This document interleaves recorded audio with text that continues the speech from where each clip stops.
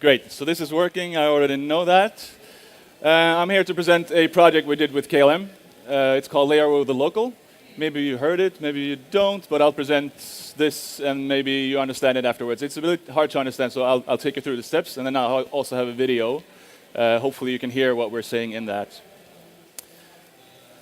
So, I'm from Sweden, and I've lived here and there in the world, and currently I'm living in Amsterdam, which is great. I've been here for 5 years. I don't speak the language, which is pretty common for expats. It's a bit arrogant, but at my office we only speak English, so I'm not picking it up too fast, so sorry for that. Yes, what I do, I'm a design director, and a lot of people ask me, like, what is that? And usually it's the easiest way to explain it is not working too great. So this is sort of what I'm doing. If you can imagine a creative director, he's responsible for concepts and sometimes also design. He'll look at it and make it better. I do the same thing, but my focus is purely on design. That's what I love to do. We have a great team, so my job is pretty easy, I would say, but I take a look at it, see what we can do, what has been done before, what we should avoid, is it too generic, let's make it better, and so on. So taking old shit and making it better. Yes.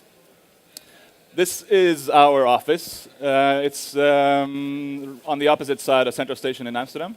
It's pretty small. We're about 40 people there now. This clicker is not working great. There we go. Oh, sorry. So we're two agencies. I'm from Kraftwerk and Achtung. A lot of people also ask us, like, how does that work? Are you sharing the same office space? And yes, we are.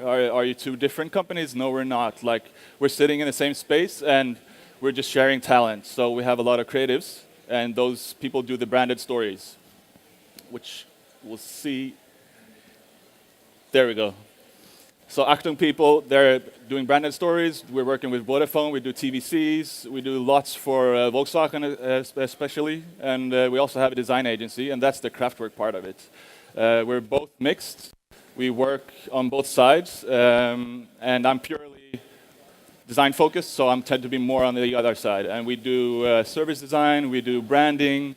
We do print ads. We do digital. We do lots of different things. So we're about 40 people, like I mentioned, from around the world. We're Swedes, Danish people, Germans, Italians, Spanish people, lots of Dutchies as well. But we try to speak English at the office, which is great for me. And we also have a lot of great clients. These were the only ones that I could sort of fit into this slide, but we have more, I promise you. We also have an airline as a client, and that's the social airline, we like to call it. KLM is great at doing work on social networks. They have been for a long time. I think it's the only one that actually are really pursuing people online. They're doing things on Twitter where you can actually just ask them, when is my flight leaving, and they will get back to you and answer that. And that's really unique. These are some of the projects they've done, not by us, by others, but they're still great. So we have this one. Maybe you've seen that. So they reply to people online, like I just mentioned. I think this needs new batteries. They had the live reply, and Lost and Found is a favorite of mine. This is really good, especially a good case movie. I don't know if they actually did it, but it's super nice. And happy to help. This is the latest one. It's a big one. Wait, I'm going to change. Yes, please. This is terrible.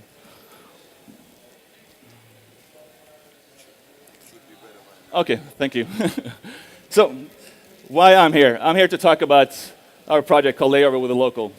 I'll talk a little bit about the brief that we got from the clients, how we solved it, and also a little bit about the design process. The problem, I think we've all had these layovers. I've traveled a lot, and I think you probably have too. This is terrible. You're stuck at an airport. You have 8 hours to the next flight. It sucks. You're trying to sleep. You're bored. You read for 2 minutes. You can't focus. You fall asleep. Sometimes in a big group. This is pretty cozy, but it still sucks. KLM, as an airline, they have 70% of the travelers. They have transfers in Amsterdam, and it's usually around 5 to 6 hours, which is crazy. These are your clients, and they're having a really bad time. Like, what do we do about this? I think we have a solution. So Amsterdam is super close to the airport, which is also pretty unique. You have a few cities that do that, but especially Amsterdam, it's really easy to get on a train and go into the city. Not everybody knows this. We want you first and foremost, leave the airport. It's tedious, it's crazy, it's boring. You've been to the perfume shops 5 times, you think it's boring, you start to get annoyed by other people there. We just want you to leave. We want you to visit our beautiful city. And when it would be super easy for us to just tell you, here's a ticket, go to red light, get stoned, look at some prostitutes, and head back. That would be the easy solution. But that's not Amsterdam to us. Like, I personally hate that area of the city. I think Amsterdam has so much more to offer. Make new friends and have the best layover you've ever had. I'm going to start a video now that explains this, what we did. Maybe you don't hear it as well, but I'll continue explaining after. 6 hours, especially if you're stuck at the airport. That's why we found a way to make time fly. We call it a layover with a local. It's connecting the thousands passing through the airport with the hundreds of thousands living in Amsterdam. So you can turn your transfer into a trip. Simply open the app and we'll set you up with a local. Grab a free ride into the city and see a side of Amsterdam most travelers miss. Because locals know all the right places, they know where the best Dutch sushi is. Show you all the hotspots of Amsterdam. Or even teach you what a kopstoot is. Wherever you go, first round of drinks is on us. Because for us, it's just one more way to take you somewhere.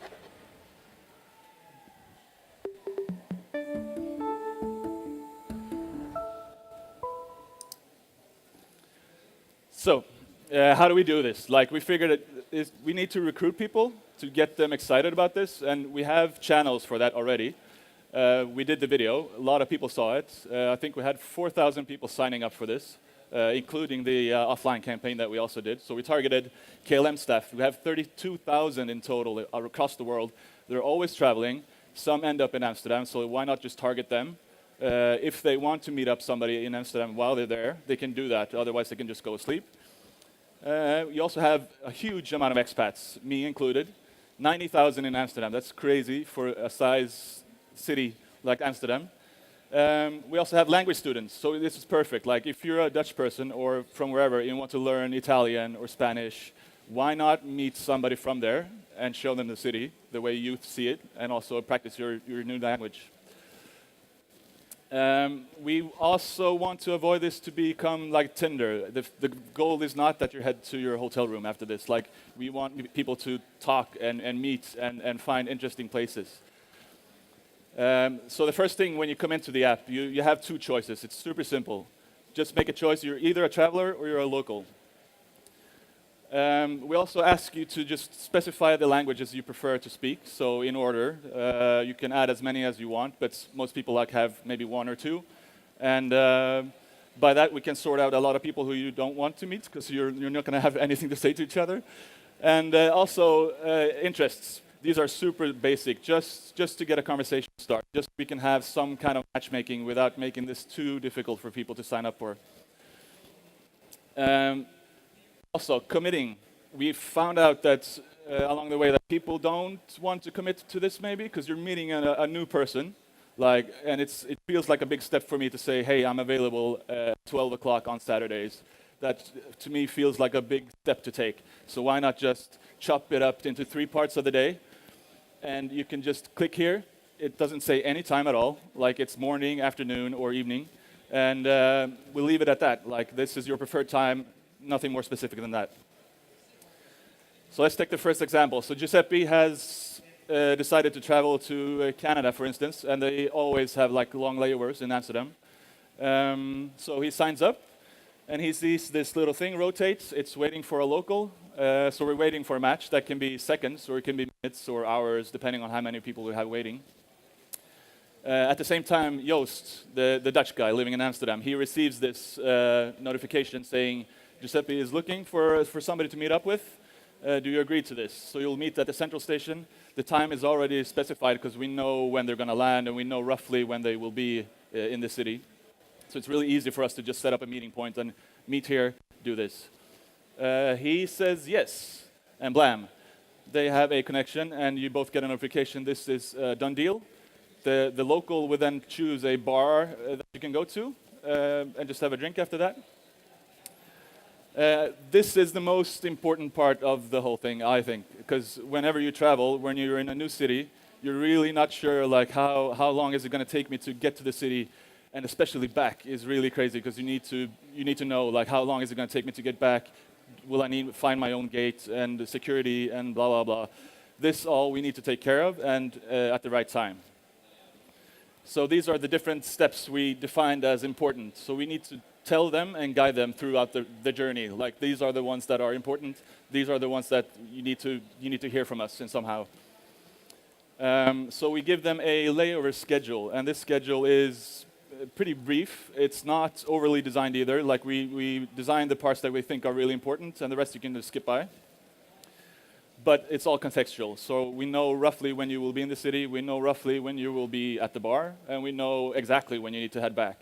So we do this by, we sync your phone exactly just before you go on the airplane, because people turn off their phones. So that's a bit of a problem, but we solved it by the last known status we know of your flight. So we sync it to your phone. Things may change, and that's why also the local receives the same notifications. So we have saved it up. So your guide may say, hey, your plane is actually leaving now, or it's postponed for 2 hours. Let's stay and drink more. We also made this little cute personalized screen that you can show. They always meet at the same place in the central station. So you'll see that as you come down the stairs, which is super nice. We also figured, let's just take care of them completely, because it's cheap for KLM. This is a no-brainer. I think a beer, €3, and a train ticket is nothing. So let's do that. Let's just give them a train ticket to head into the city, and also some beers to drink while they're there. What the bartender does here is he just swipes the card. He does that for you, and as soon as you have swiped it, it's no longer valid. So you get one drink, and we have a couple of bars that are working with us. I think it's like around 10 or 15 bars. They have been super thrilled about this, because people come in there and they see this new bar, like Hanneke's Boom is a really nice bar, but not a lot of people find it. Like, you have to almost live here to find it. And now they have tourists coming in and recommending it to other tourists. Also, this is really important. So if you're really drunk or something else, like, we need to tell you, like, hey, it's time you head back. The trip is over. And when you're at your new destination having fun at the beach, we go to the next step. That's when we say, how did you rate your meeting? Like, how was it? We're not going to do that while you're on your way back to the airport because you're stressed, you have other things to think about. So we give them the chance to rate everything way later. Let's dive into the design process. I hope I'm not running over time here. We started with a lot of different things at the same time here, because we had, KLM is also developing their new guidelines as we were working on this. So we had like a moving target to focus on. So we had to change the UI constantly. We had to fix the colors and change the renders and whatnot. So we decided, let's just attack this from all angles at the same time. We did the UX, and we did logo design, and we did character design, and also the 3D renders of the video you saw before. So that all started at the same time. We did a couple of thousand of these. You may not see that much of a difference, but we tweaked it a lot. We wanted to make it look personal at the same time as it has a nice base, and it also works in a small format like an icon in iOS. It needs to be fairly big so you see what it says. This is a part of what I was showing before with the cute painting. So this is what I do all day long. I just scratch and scribble and say, I don't like this house. Let's move that here. This was a pretty late render. We did also 100 of these, I think, and just moved houses here and there, just to make it fit and make the story complete and like get people to focus on the right parts. This is what it turned out later, so way more subtle, just on point with what we need to tell. Character design was super interesting because you don't want to stereotype people either, but I think we did at the end. But so the Dutch guy is pretty stereotypical. That was my invention. That's a kakker. That was the first thing I learned when I came here. It's Dutch guys with red pants. I hope nobody has red pants here. But it was just funny because that to me was a Dutch person. It was also really hard when we talked at the office. We asked like, what is a Dutch person? And all the Dutchies had the same idea of it, but none of the expats agreed with it. So we sort of went with this. It's not right for everybody, but I think it's funny. It's a cute twist to it. We also had these guys, and I thought it looked too much like when you paint on your thumb and you put a hat on it, which is funny, but it's not what we wanted to do. So we ended up with these guys at the end. They're a bit more personal. They have way more details in their hair. We have a Canadian guy. The guy who did this is Canadian, so that was perfect. He can do that. And the other guy is actually a guy from the office, Joost. You saw him earlier. He looks sort of like this. He doesn't have the red pants, though. Next, we focused on key visual. So the key visual is the visual that you send out. This is what we promote. So a key visual is sort of like a movie poster. You know what that looks like, and you know what movie it is, and that's what you do with a key visual. You have a design that people recognize and think, oh, that's that one. So that's what we needed to develop after that. We went through a lot of color combinations, and we thought this doesn't quite work with all the blue stuff. It's just a bit lame, and the angle is super weird. Like when you do a key visual, you want to focus. It should look like a hero picture. So you don't do hero pictures from above. You do it from below. We had it in a circle, but it looks like they're really fighting to get some air inside there. Then we sort of got to this one, which I started to find this is interesting, but we're definitely not there yet. And then became that, and then at the end we had to think about what's in this. We had to define a lot of things. What are typically Dutch? What are typically Amsterdam? We need to have those in there, but I don't think it should be too cliche either. So a nice balance of it all. And that turned out to be this one. And before somebody asks, the train is yellow because they were sponsors of this project. So of course they want the train to be yellow. And that was like, oh no, everything is blue and now we have a yellow thing here? What the fuck? But yeah. Then we did certain screens of the video. We started with what's typical in design is you start with something and you try a few things and then you land on something that's great. And then you work on it for 2-3 months. You see it every single day. And then you just by chance change the background color and you're like, this looks so much better. And then you work on it and then you change it back and it actually was better before. And then you do that a couple of times and then it's just like, okay. So we decided, let's just mix the video. Let's do blue scenes, let's do white scenes. And we figured out, like, since we're going to have evening scenes, the blue scenes are perfect for that. We've been featured in many different places. It's generating a lot of traction. So, like I said, around 3,000-4,000 people signed up for this, and it's been great. They're talking about doing this in other cities, possibly, and also just doing longer campaigns. And best of all, hopefully, we get to include this in the main KLM app. So the app where you actually buy tickets and stuff, it's all included in there. Thank you very much.